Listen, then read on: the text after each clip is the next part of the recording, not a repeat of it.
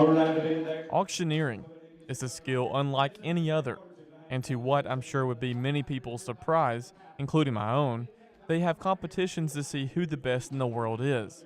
They recently had a quarterfinal in Athens, and so I decided to check it out to find out how the competitions work. For the livestock auctioneering contest, the structure is going to be set up in four main categories with some subcategories underneath each one of those, talking about the chant, the execution of the sale, and then the presentation of the sale, and just how, the clarity of their voice, how well they catch bids, how well they stay on task of where they're at in that bidding process, and then selling that animal out correctly to the proper buyer. The next step from the quarterfinals is the finals that are being held in California.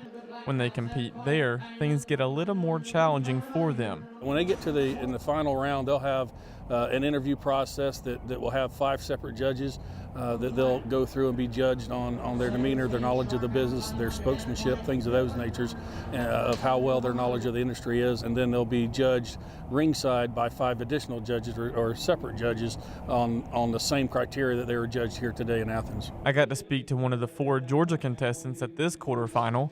He spoke about how he got his start in the competitions. When I got into auctioneering, I went through the Worldwide College of Auctioneers, and I had the opportunity to be instructed by world champions, and they always talked about these contests, and it right away, the auction chant and trying to improve the auction chant was something that I kind of fell in love with that right out of auction school, and then from there I just came back and started practicing and took advice from past world champions and people that had been in the business for a long time. I also asked him how he prepares for the competitions and was surprised to find out there's a method to it. Well, as soon as you finish one contest, you're right away you're looking ahead to the next contest that you're going to be in.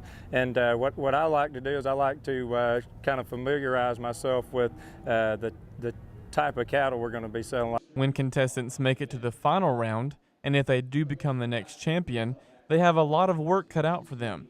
I got the chance to speak to the reigning world champion, and he spoke about what all the title includes. So as the 2018 World Livestock Auctioneer Champion, I get to the distinguished pleasure to travel the country representing Livestock Marketing Association, promoting the auction method of marketing and what it means. When you put your livestock in a competitive bidding environment, that's the only way, the best way to achieve the highest value possible on those cattle or whatever the asset is.